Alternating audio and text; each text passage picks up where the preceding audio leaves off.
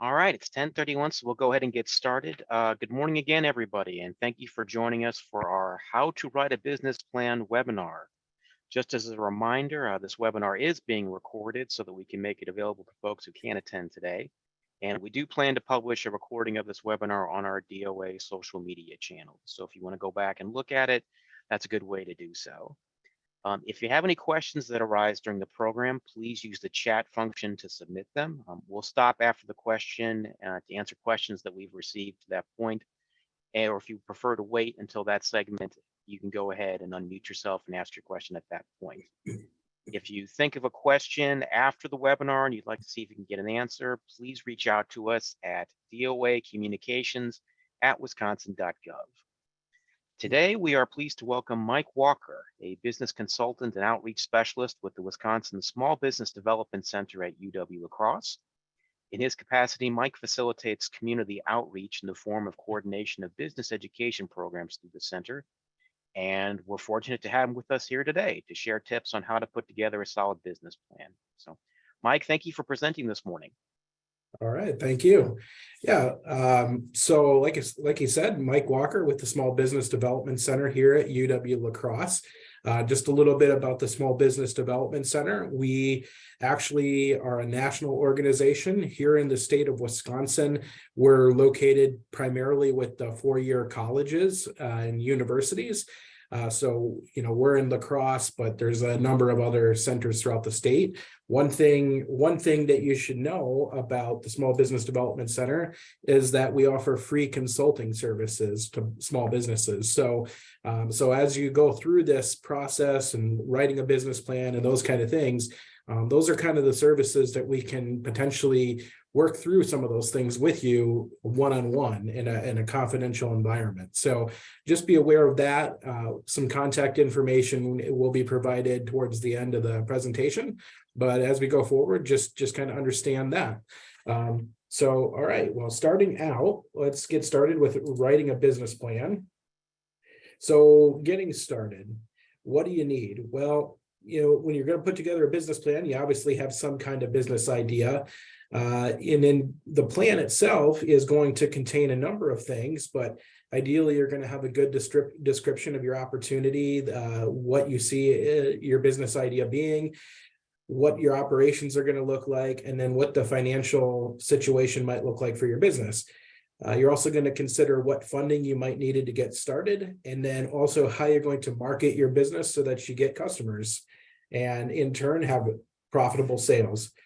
So some things that you want to think about when you're starting to form a business plan is you want to understand, first of all, whether or not you can control your risk in a number of ways. Every business is in business to try to make money and control any risks along the way. So typically what you'll have is, people will form a business entity, maybe an LLC, a corporation, or they'll remain a sole proprietor.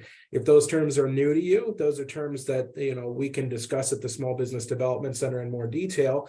But just know that that's something to consider up front as you're starting to put together a business plan. Another Mike, thing, just to interject real quick, it's still on slide 1. Oh, okay. Let's see here. Try again here. There you go. It's on things to think about now. Okay, is it now? It's on things to think about now. And then did it switch over to the other slide? Nope. Okay, let's try. So it's on things to think about. Okay. Is it in presentation mode or is it still kind of, you can see my other slides too? I can still see your other slides too. Okay, let's try this.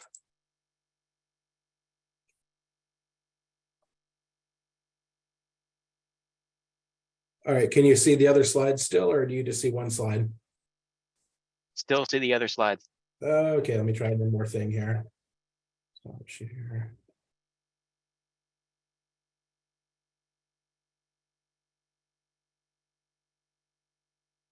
Okay, how about now? Can you see just one slide, or you see all the slides? Just one slide now. Okay, good. All right, well, let's try again. Sorry about that. All right, so other things to consider: getting insurance for your business.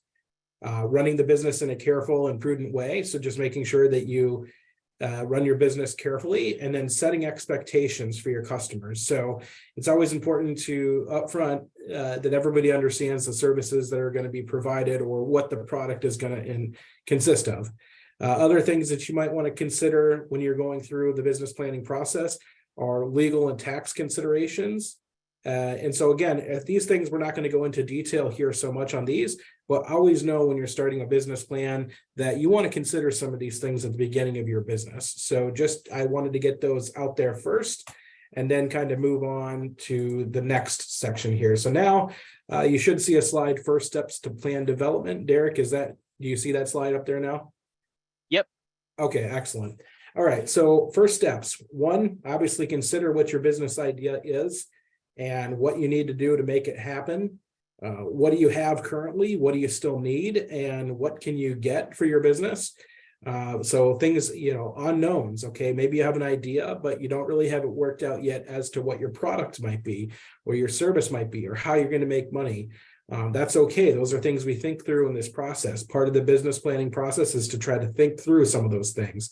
And then ultimately deciding, what do you need to know to move forward? So what are those next steps, those next actions? And then finally, developing a vision that you can convey to others, whether it's bankers, whether it's investors. You can communicate what your idea is. So those are basically the main first steps involved in business planning and the objective of business planning. And so a business plan can be a lot of things. There is no perfect definition of what a business plan is supposed to be, but generally speaking, it's going to be a short written document that becomes a part of the working model for your business. And it generally will serve four main purposes. So one purpose that a lot of people are familiar with is using it as a financing tool. So a lot of times if you go to a bank, they're going to tell you that they want to see a business plan, and they want to see that so they can gain an understanding of your business and how it's going to operate, whether or not it might be financially viable. And that's one of the main purposes people think of. But there are a few others, such as just simply as a feasibility analysis tool. So what that means is it basically is a tool that's used to help you as the business owner determine whether or not your business idea is financially viable and financially sustainable in the long run. So as you start to run numbers, as you start to think through a lot of the operational details, this tool will help you do that. So whether or not you ever take this tool to the business plan to an investor or a bank, it still helps you on that basis alone. It also can be used as an operating guide. So it's something you can refer back to make decisions pertaining to your business and how you're going to operate. It also helps you think through some of the key things that all businesses face over a period of time.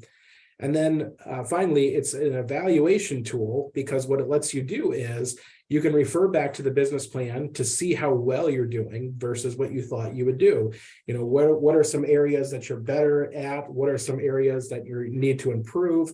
If you've laid down those things up front, you then have the ability to go back and check how you're doing and move things around to try to make tweaks to your business to make things the most effective. So those are the four main purposes.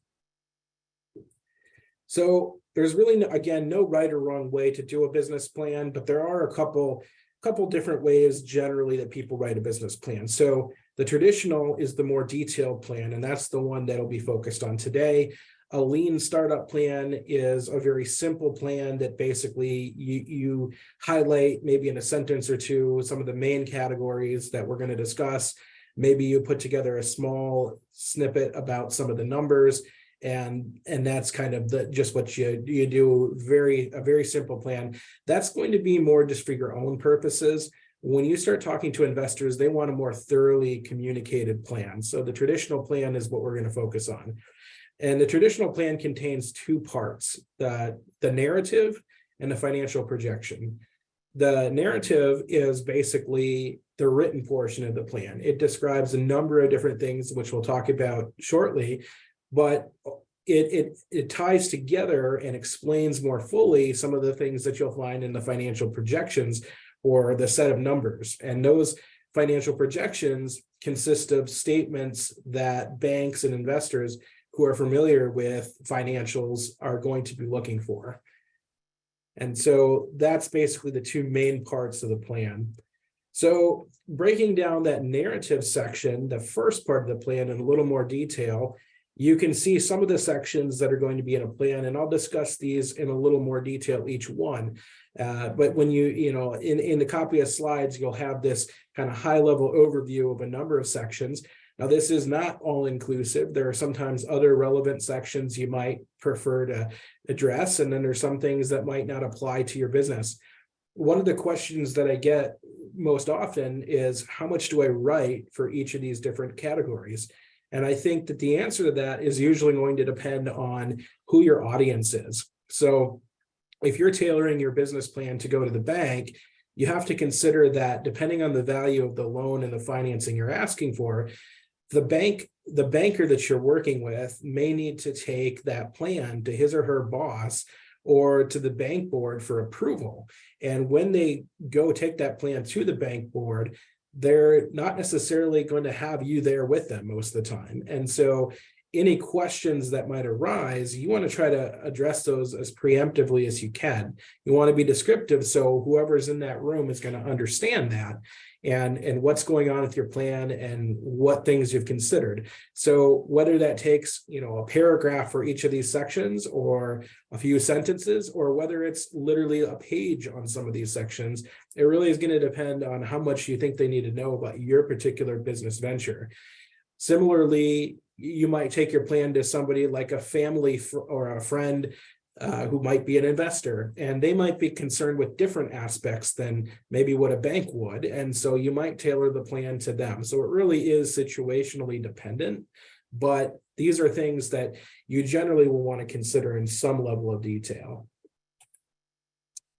So the executive summary is usually the first part of the narrative, but it's not always written first. Sometimes people find it easier to write it last, and they do so because sometimes the other pieces, as you start to consider them and they come together, it'll make it easier to write your executive summary.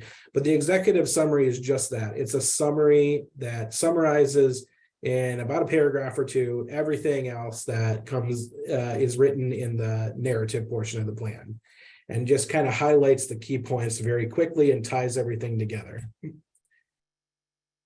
One of the topics is the business description. Obviously, you want to provide some detail on what your business is doing.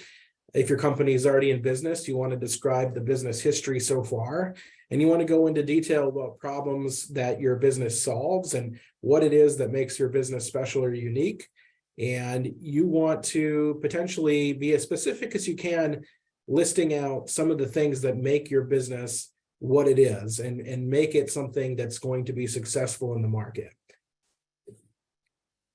Speaking of the market, that's another section you'll want to consider. You'll want to briefly define who your workable market is. So you might have certain demographics that come to mind when you think of your typical customer. You might have a typical customer who's of a certain age, lives in a certain geographical location close to you, maybe has specific buying patterns, any number of different things you might consider when you think of your typical customer. And so it's important to understand who that customer is. And it's okay to have more than one. You might have 2 or 3 different types of customers that you think will probably do the most business with you. They can be individuals, they can be business to business customers, but it's important to try to define who they are and the approximate size of those markets. So how many people live within a certain radius that fit those descriptions, or how many businesses are there? And so how much percentage of that market do you believe that you're going to capture? And so for a little bit more info on research, you can see the link that's listed here, and it'll be hyperlinked in the presentation copy that you would have. So just consider that. Now, moving on from market, now let's move on to marketing. So the process of how you attract and retain those customers. And so marketing can happen in a number of different ways. It can be sales oriented, it can be advertisements, it can be word of mouth, it can be a combination of a lot of different things. So you want to describe how it is you're going to get the word out about your business. Or if you're in business now, how are you currently doing it? And how are you going to do it as you expand your business? Also, describe how you're actually going to make a sale. Do you have a point of sale system, that a cash register that you can take an order at? Are you going to take orders online? Are you going to do some other method of making a sale happen? So those sales and marketing aspects, you're going to want to put those on paper and get those written down as well. All right, so when it comes to the organization section of the narrative, this is your chance to describe the legal structure of your business. So again, if you've elected an LLC, or maybe you're operating as a corporation, or maybe you've chosen to stay as a sole proprietor, in that instance, you want to list what that legal structure is that you operate under, and whether or not you have other owners in the business, who they are and how much percent ownership they have. Those are all things that might be relevant for bankers and investors to know. When it comes to your operations, you want to give the reader an understanding of how your company is structured, who is going to run the business.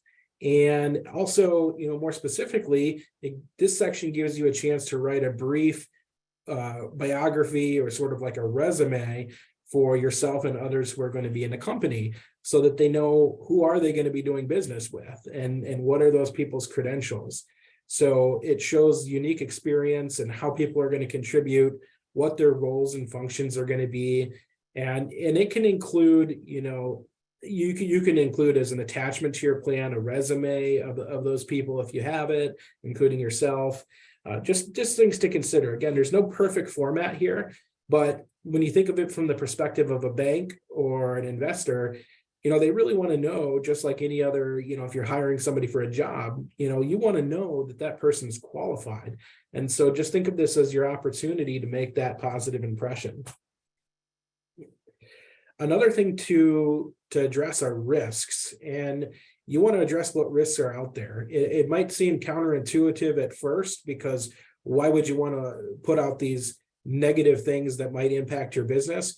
But the reality is, a good banker or investor is probably going to be thinking through some of things like that themselves, and they may push back on your plan and ask you if you thought through some of these things. So if you have the opportunity to be proactive and mention some of these risks and how you might address them, and what your plan to mitigate those risks are, and make the impact potentially less on your business in the event that one of those things were to occur, that gives the bank or the investor an opportunity to know that you have a plan and that you are proactive.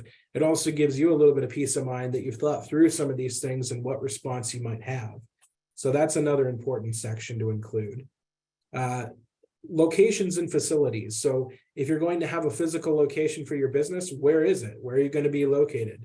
Or are you going to be operating out of home, or whatever the case might be? If you have a description about the size and type of building, that can be helpful. And, why are you choosing that particular location? What makes that location a good location for you?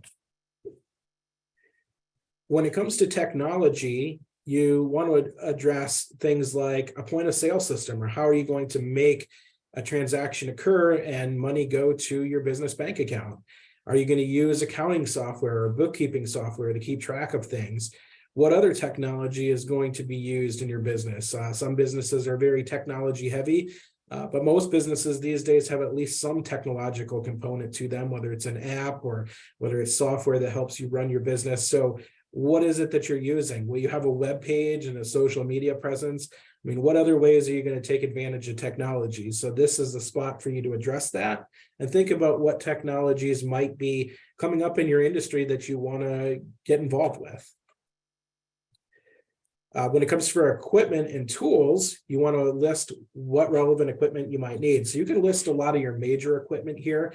Sometimes what people do is they'll kind of have an appendix to the plan that will list an itemized breakout of tools and equipment, things like that, furniture, all those kind of things, and what the estimated itemized cost is. Now, you don't have to be super specific and know everything in advance, but it helps if you, instead of just saying equipment, $50,000, you might say, okay, I have a saw that's $3,000. I have a vehicle that's $20,000. I've got, and kind of go down that list and be somewhat specific, because whoever's giving financing generally wants to know that there's a plan as to how it's going to be spent and have some insight into that. And so you're going to want to list how you're going to get equipment or how you might use outside contractors if you don't have specific equipment. You're going to want to decide, do you want to purchase that equipment? Might you just lease it? Are you going to rent it temporarily? So how are you going to access the equipment and tools you need, and what arrangement might you have to get them? You'll also want to address competition. So who is your most similar competitor? And even if you don't think you have a direct competitor, you may have alternatives to what you provide. So if people aren't currently getting whatever it is that you plan to sell, what alternative do they go to right now, or what alternatives are out there? So, and if you do have competitors, even if they're somewhat indirect competitors, you'll want to list them, what their strengths and weaknesses are, and then how your company is going to be different or better in some way. So you can list the advantages, you can get the competition listed out on paper, so that way you can kind of keep track of what they're doing, and also address that you've thought through what the competition in the market looks like. Key metrics is a section that can be really helpful for both you and for others. And what this does is allow you to kind of indicate what you're going to track in your business. So what things are important to you? For example, maybe it's sales revenue, overall numbers. Maybe you want to figure out how much you're doing month to month and see if you can increase your sales. Maybe you go a step further and say, how much sales am I doing per salesperson or per person on my staff? Maybe it's, how many sales am I doing per square foot of building space that I occupy if you're a retail location, just to see how efficient those numbers are. Because what this allows you to do is look at industry standards and then benchmark how you're doing to those standards. So you can go out there and look at, okay, what are my overhead costs, or what is my inventory turnover? How many days on average do I hold an item in my inventory or on my shelves if I'm a retail store? And how does that compare to competitors in the industry? If you're not so sure about some of those are things that the SBDC can sometimes help you access some research on those things. But overall, it's really just good practice to be able to keep track of some of these things. So if you list those things that you actively plan to track in your business plan, it shows that you've thought through the mechanics and the fundamentals of your business. So it really gives a little extra peace of mind to whoever's reading your plan. And it gives you something to go back and look at yourself. One thing that can be helpful when determining what those benchmarks are for your industry is to define what industry you're in and kind of find some current analysis on that business industry. So NAICS, or NAICS, NAICS code is a tool that's pretty common in across the business world. There's a link here at the bottom bullet point, and you can find and search for different industries to see where you might fit best. And once you've identified what industry you fall in, you can do some research into that industry to see what trends might be impacting your industry, recent performance in that industry, what the outlook for that industry might be. And again, the SBDC has some excellent resources that can help you dig deeper on some of that. And so this is a tool that allows you, again, if you can kind of just list in your business plan, what industry do you fall into? Generally, what is that industry doing right now? Where is it headed? Those are all good things that people should know, because not everybody knows your industry like you do, a lot of the bankers and people like that. So if you can prepare that for them so they can make an assessment of the overall industry, you've already helped them out in that process. All right, the next section is financial projections. So financial projections are the second part to the business plan. There was the written narrative and there's the financial projections. And so the goal of the financial projections, there's really two goals. And the one is, obviously, most people are aware of this, but convincing the reader that your business is stable and that you will be financially successful. So getting people to back you with funding. But the other is also to understand how the numbers work and be comfortable with those numbers so that you can make an informed and educated decision on how you're going to move forward, or if you're going to move forward with your business idea. Sometimes people prepare financial projections and they determine that they don't want to pursue their business venture any longer. That's okay, because it could save you considerable time, money, and stress. Or I've seen a lot of people look at their numbers and then decide that they're going to change a few things about their plan, make a business pivot, and then see if they can find a more profitable avenue similar to what they originally considered. And then sometimes people just use the projections to affirm what they already sort of knew to be the case about the potential for the business. And so financial projections typically include three main financial statements, and those are the balance sheet, the profit and loss statement, and the cash flow statement. And so with that, those are very standard in the business and financial world. Bankers are going to know what those are when they see them. They're going to understand how to read them, and it's going to be very helpful typically in communicating your plan. We'll focus on one today since we're just going through this. The most common one is going to be probably the profit and loss statement. In conjunction, these three financial statements work together and show different aspects of your business. But again, profit and loss is probably the most common one that you'll hear of. And so that's the one we'll focus on today a little bit further. And so before we go into the profit and loss and how you might develop one, we want to look at what some of those components are that go into a profit and loss statement. So first you have your gross revenue, or just revenue. So revenue is basically sales. It's another way of saying sales. And revenue is oftentimes the most difficult part about preparing the numbers for most people.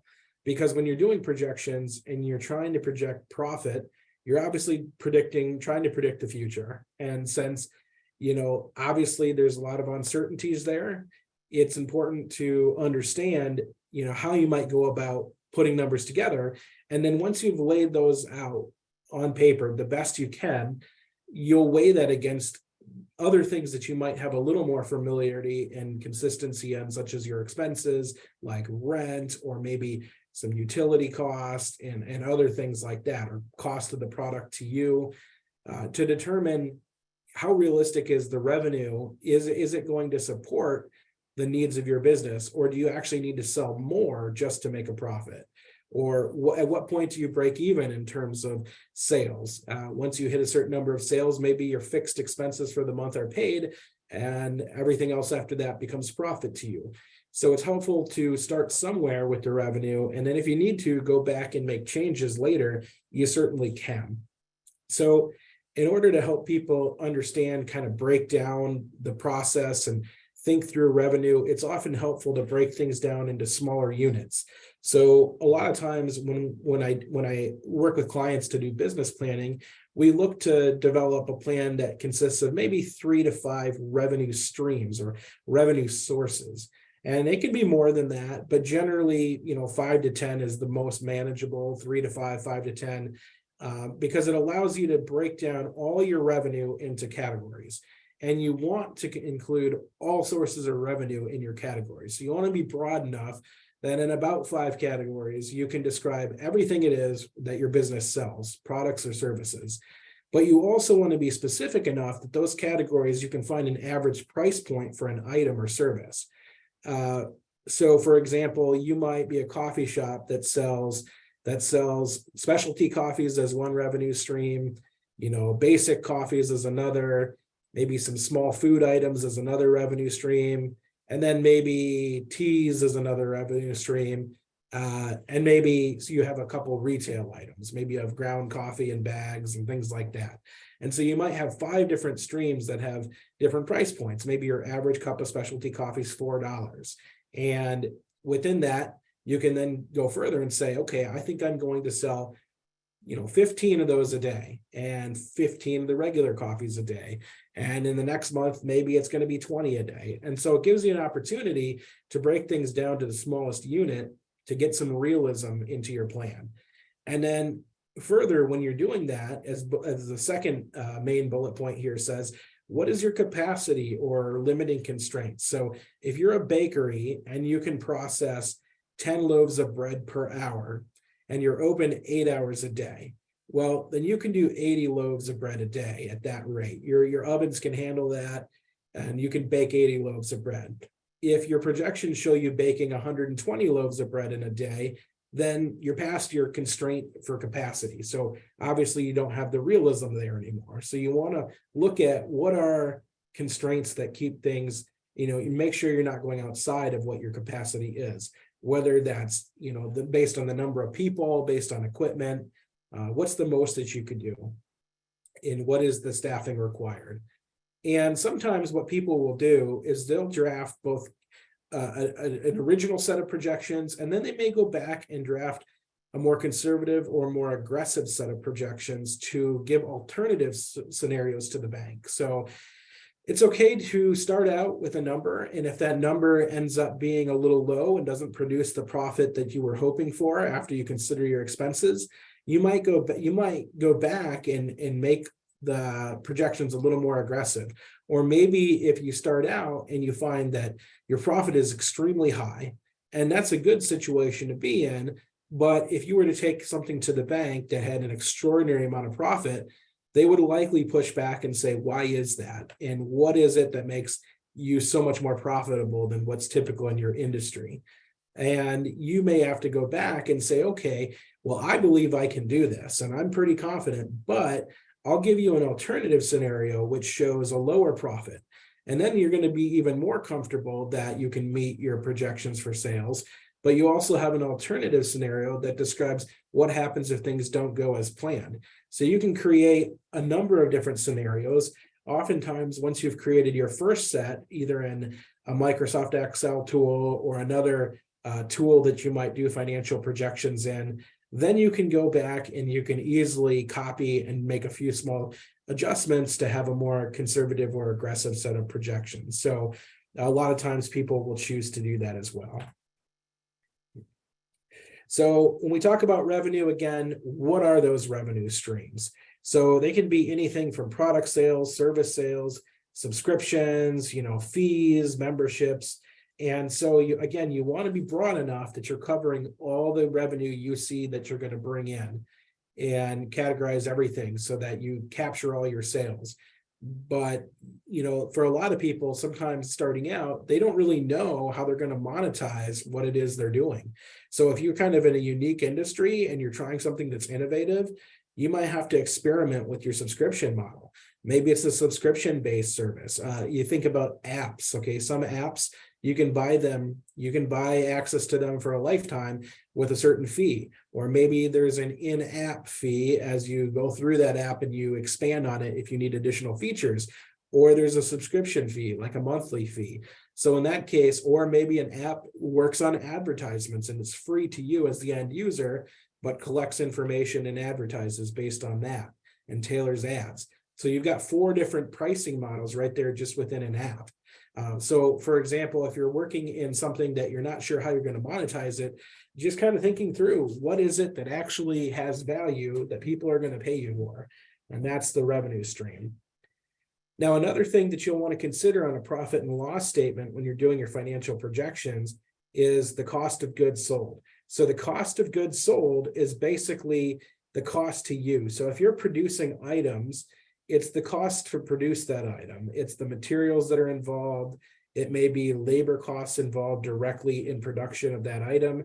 And ultimately, you want to determine how much that is as a percentage of your sale price. So as an example, if you are a pen manufacturer and you produce a pen that you sell for $1, but let's say you have 15 cents of materials into that pen. You've got to purchase your ink, you've got to purchase your plastic, your packaging. So that's 15 cents for each pen is what you figure that you have into that pen. And maybe you have a worker who's working on a machine and can produce thousands of pens per hour, and you pay them whatever their hourly rate is. But when you divide it by the number of pens they produce, you find that they have about 15 cents of labor per pen. So maybe it's 30 seconds of labor or whatever per pen. So that's another 15 cents. And then maybe you just have some direct factory costs that are related to each new unit of production, and that's another 20 cents. So in this case, you have 50 cents into that pen, but you sell it for $1. So you have what's known as a 50% cost of goods sold. And that's important to know because that is the second line that's listed on a profit and loss statement. So you have the top line is your revenue. And then what happens is the second line, the cost of goods sold, gets subtracted out of that. And what that leaves you with is what's known as the gross profit. So the gross profit is financial gain of a company after it deducts cost of goods sold from revenue. So at this point, you haven't subtracted out all of your costs. You haven't considered costs like rent and utilities, a lot of times things like insurance. You haven't considered all that yet, but what you have considered is of the products and services you sell, how many incidental costs have you incurred to make those sales? So as you increase sales, those costs of goods sold goes up accordingly. When you subtract those out, you have your gross profit. Then you go one step further and you subtract out your operating expenses. So these are sometimes referred to as fixed expenses. So things that don't really change much, whether you sell 1,000 pens or 1 pen, you're still going to have the same rent. You're still typically going to have the same amount of office supplies, training expenses, and so forth. And so these things will then further get subtracted out from the gross profit to give you your net profit. And the net profit is sometimes what you'll hear referred to as the bottom line profit number. And so net profit is a measurement of your company's profit once all the operating costs, the taxes, the interest, and depreciation are all subtracted out from your total sales revenues. So that is how everything comes together. And to kind of simplify all that, this is what the equation for a profit and loss statement looks like. So a profit and loss statement is actually going to be structured a lot like this, and you'll see one in a minute. But just know that sales always starts out on top. So you'll see a revenue line. Then you subtract out cost of goods sold, and that's going to equal your gross profit. Then you subtract out your overhead cost or your fixed expenses, and that's going to leave you with your net profit. So this is what a very basic profit and loss statement will look like for a business. So in this hypothetical business, you have sales revenues in year one of $100,000. That was your sales.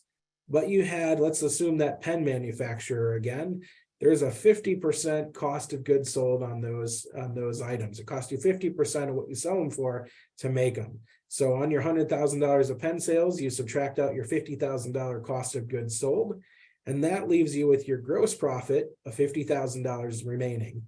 Then you have $44,000 in fixed expenses for the entire year.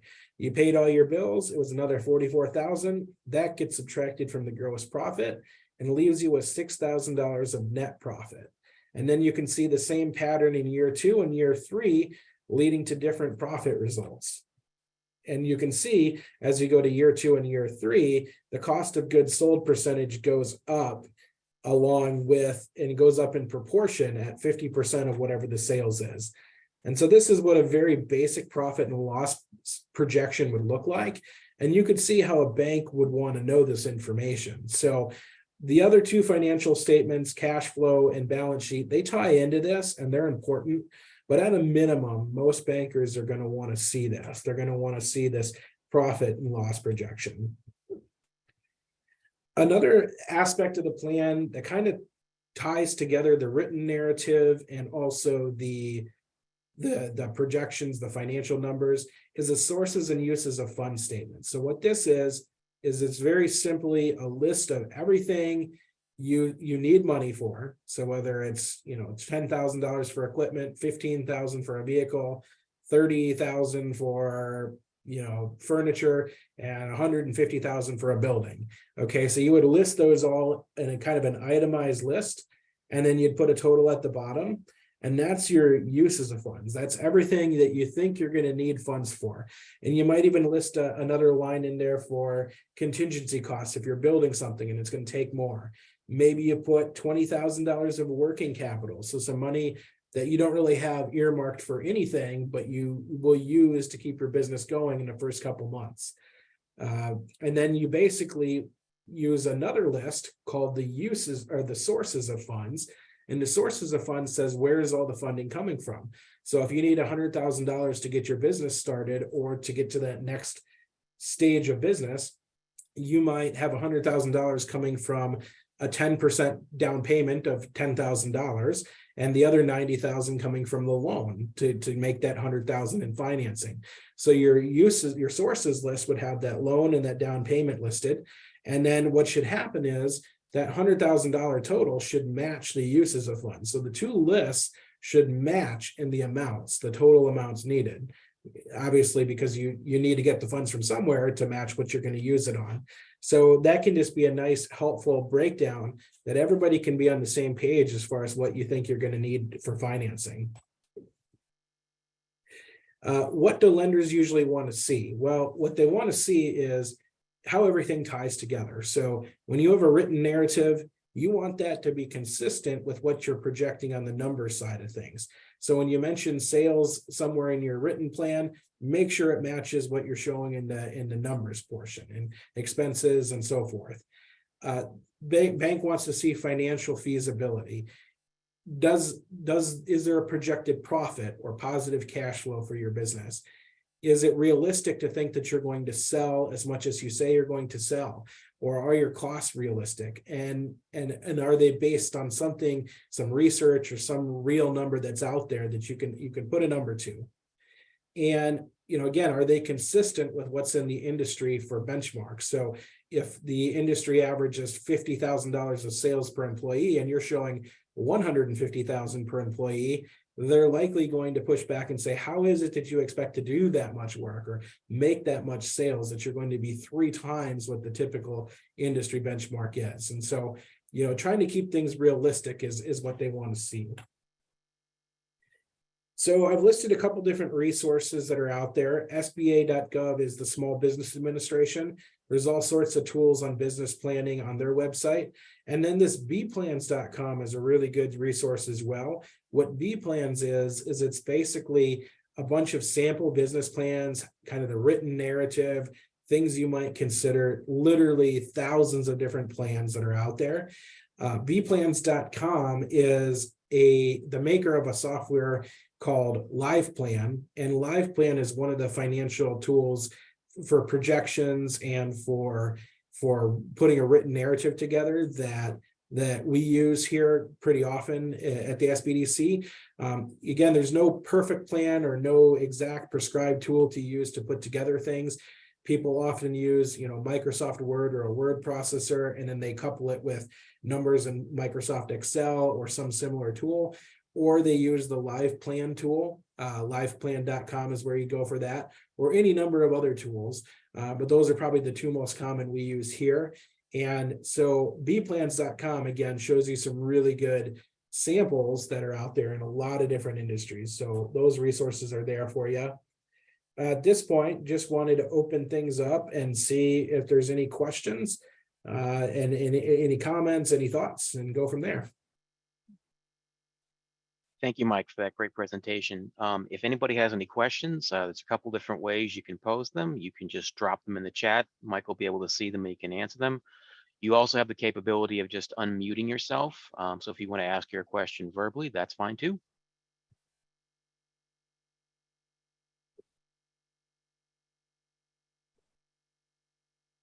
Hi, I have a question. My name is Shar.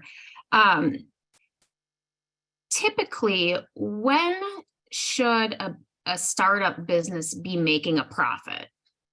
Sure.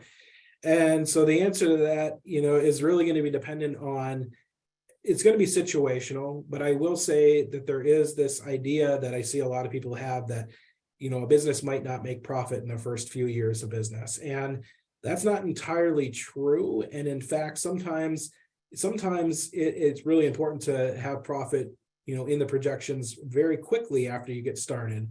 And the reason being is because if you're not making a profit at the beginning stages of your plan, like let's say the first year or 2, you're not making a profit, then you're making a loss. And if you're making a loss, you're basically typically drawing into money that you have to have somewhere, whether you borrow it as working capital from the bank, whether you're self-financing it through, a job or some outside income, but that's usually only sustainable for a certain period of time. And so it's really important to have a plan as to how you're going to profit as soon as you can. So generally speaking, when clients that I've worked with go to the bank, they are showing profit, if not in the first year, very shortly after. And for the portion of time that they're not showing profit, they usually have some plan as to where the money is going to come from to keep them afloat until they get there. So that's one piece to it. The other piece is profit, and it's a little more technical, but profit can be somewhat deceptive because sometimes, well, first of all, there's a concept such as depreciation. Most people are familiar with this when they think about vehicles. And as you drive a car off the lot and you try to sell that car back 2 years later, it's generally decreased in value quite a bit. But what actually happens is in the business world, there's a concept as depreciation, and it applies to buildings, it applies to real estate, it applies to vehicles, furniture, equipment, and so forth. And what happens is when you look at the profit and loss statement that we went through just a few minutes ago, there would be a line for depreciation. And let's say you bought a vehicle, you would have to work with your accountant to say, how many years are you going to use as a depreciation schedule for that vehicle? But if you buy a vehicle and let's say it's $25,000, and if that vehicle depreciates fully over 5 years, you have 5 years where every year, potentially that vehicle is losing $5,000 of value. And so you might have that subtracted from your profit to show a lower profit.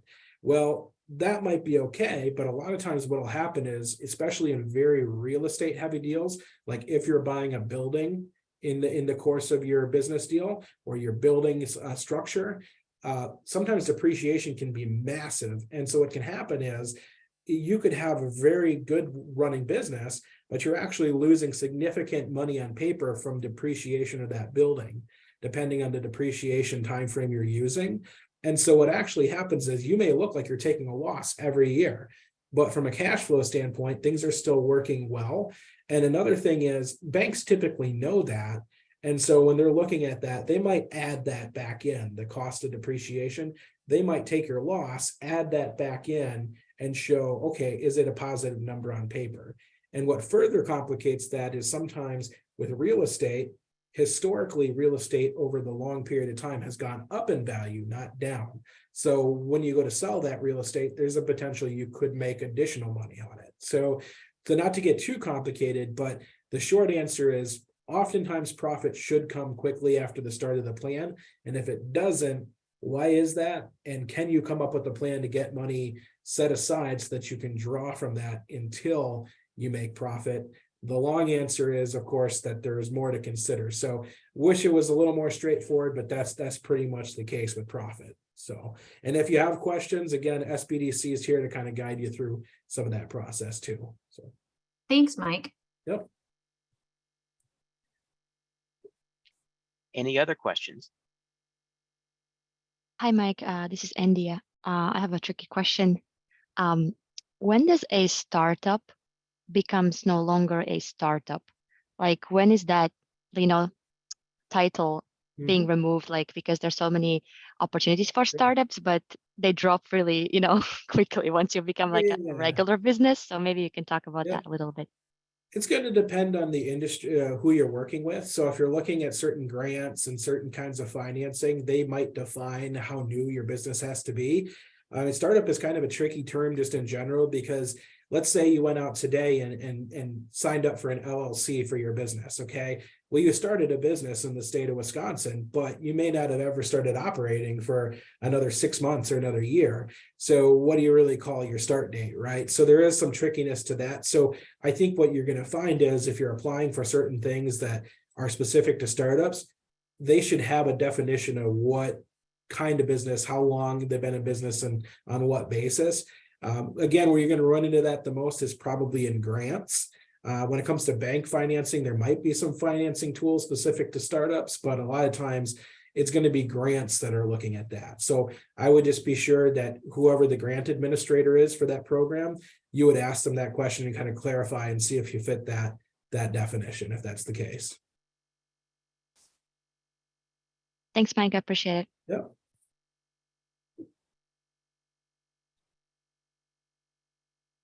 Other questions?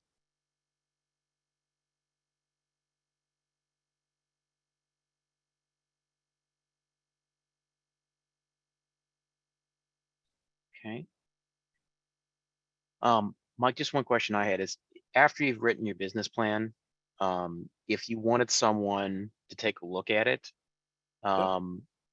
who or what would be a good resource for that? And then after that, we also have another question incoming. Sure, sure. So, and I've actually got it pulled up on the slide here. I put the whole link, even though it's not, a very simple link, but you can click on it and the presentation. That would be where you would sign up for consulting with the SBDC. And once you signed up as a client, our business consultants throughout the state, they're typically able to read through and at least give you some feedback on things. Some centers are a little more interactive, and in our center, we typically go and actually read through, might make some suggestions on things or recommendations or ideas. I typically work directly with clients to actually develop numbers and financial projections one-on-one. So depending on the center you're working with, there's some have more in-house expertise and go that direction. But that address there would bring you to where you can sign up for consulting services throughout the state. So that would be one place I would point you there. And then also another thing too is that maybe you're not ready for consulting yet and you don't want to do that. There's another link here for events and programs, and this is specific to our UW-La Crosse location. But it basically, we've got programs from QuickBooks trainings to marketing trainings, things like that. So if you're looking at trying to build a plan and you're not really ready for consulting yet, or you don't think you are, this is another option for you too, with some of these other events and programs. Great, thank you. And Yep. then we have a question, Alexis, you can go ahead and unmute yourself, or you can put it in the chat. Hey there. Thank you for your time. I actually was wondering, I think he kind of shared that you guys have a link to this. Obviously, I'm out of state. I'm actually from Wisconsin, so someone sent me this link. Sure. For those that are virtual, is there an opportunity? I saw that it said consulting. Would that give us like a template or an idea of someone else's layout of this so we can kind of see a guideline? Obviously, it may not be relative to our specific industry. I know that mine is beauty, but do you guys have templates? Or someone who would be able to walk us through what this looks like, because I kind of Sure. reside with another member who asked, what if I have a business that has different types of profits, Yep. Yep. Things like.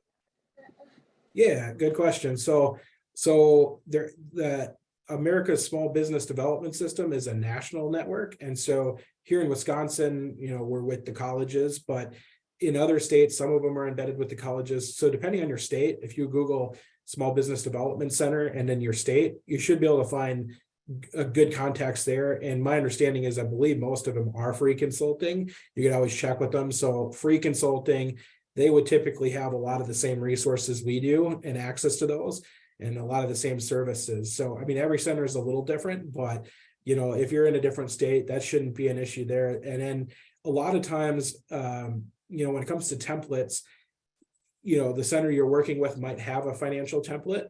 If they don't, I know that liveplan.com that I mentioned earlier, that's one that we use that's kind of a pre-made. You can literally, it's almost like QuickBooks or like Mint, if you've ever used any of those kind of financial programs, where you go online, you enter in some data, and then basically it compiles all the numbers for you. So that's one tool. I'm sure there's others out there if you Google them, but we use that one here quite a bit. So you definitely don't have to be on your own, even if you're out of the state here. I mean, there's resources out there for you. Okay, thank you so much. And you said, what was the name of that? The center where you said you could plug in numbers and it would kind of map it out for you? Yep, that's called LivePlan, LIVE plan.com. And that's that's one of them I'm familiar with. And then there should be some Excel templates out there. I know the state of Wisconsin, we kind of have one we use, but and then you can reach out to me if you try to contact your state and you don't hear back. I mean, you should, but if you don't, we can talk about it, getting you in the system and getting you some of that information directly. So, all right. Okay, thank you. Yep. All right, thank you, Michael. And we got a question from Alyssa. You can go ahead and either put it in the chat or unmute yourself. Hello. Yeah, I just have a quick question because I would like to get lease land from the tribe, and I know that I've heard that many people have been having problems with getting loans from lenders because of the lease land situation. So I was just curious as to, like, do you know of funding sources that will actually or have lend funds to startup businesses, even though they have their business on lease land? Sure. So I'm not familiar with lease land particularly and how that works, but I will point you to one organization that if anything is more likely probably than most to have that kind of thing considered is they're called WWBIC. So WWBIC, and it's the Wisconsin Women's Business Initiative Corporation. It's not just available to women, it's actually open to pretty much anybody. But WWBIC, WWBIC, what they are is they're like us at the SBDC in the fact that they're partially funded by the Small Business Administration. And so they have the opportunity to develop a number of different financing programs. And generally speaking, if other banks are kind of giving you a denial or things like that, they will have more ability to say yes than other banks. I mean, you can't guarantee in every scenario and in this particular, but they may have heard of that and be familiar with that, you know, if it's here in the state of Wisconsin, and have some workaround financing options available there. So that's probably the direction I'd point you at first. But if that doesn't get you to where you've got a resolution, you can always contact us as a client and we can look into it potentially a little further. So. Thank you. I appreciate it. Yep. Thank you, Mike. Yep. We got a few minutes left. Does anybody else have any other questions?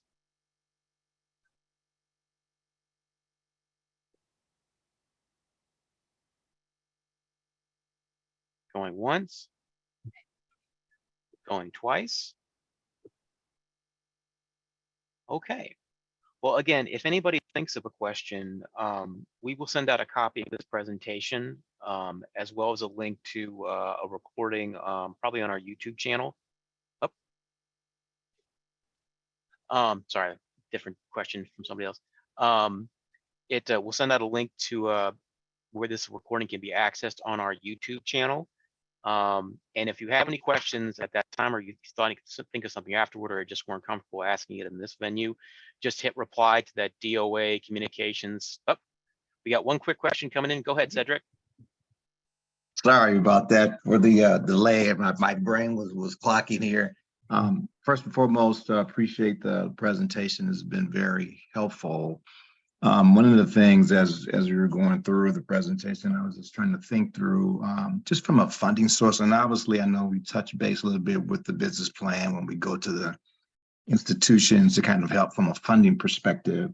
But outside of that, I was also trying to think about other resources that can kind of, you know, guide us, if you would, other creative types of funding and sourcing that we also might consider as we think about the business side as well. Sure. Yeah, and that's great that you asked that, because there are more than just the traditional bank. I mean, one thing that I see pretty frequently is seller financing. And so seller financing is like, if you have a person who owns a property, or maybe they own a business, and they can finance it to you directly, where you make payments to them until you purchase the full amount. You pay the full purchase price. And a lot of times that's even used in conjunction with business loans from a bank. So let's say you go to the bank, let's say you're buying a business and it's $500,000, and maybe the property itself, maybe the real estate and the equipment and all that stuff, the furnishings, maybe it's 250. Well, you go to the bank and maybe they'll give you the loan for the 250,000, but they don't like to be sometimes putting out loans for things like the goodwill of the company, just like the business name and some of the, you know, reputation that you're sort of buying into when you buy a business. So a lot of times people will seller finance that portion, and then for the actual hard assets, they'll go to the bank for the rest of the loan. But I've seen deals go completely 100%, you know, without a bank, and there'll be direct seller financing. And so that's one option. Other things are combinations of like grant financing. So everything's going to be a little different. Sometimes you've got investors involved, and so family and friends will come in and want a certain percentage, or they'll give a loan directly to a person. So they won't own any portion of the business. But if you've got somebody you know that has a little bit of money to invest, that might be a route you take instead of going to the bank, especially, nowadays with interest rates climbing. It might be, more beneficial to take out loans from somewhere else, so. Yeah, okay. Awesome, thank you. Yep. All right.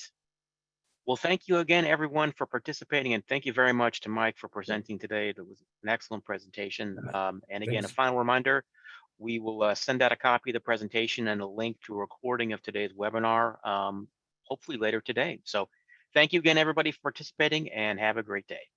Thanks. You too.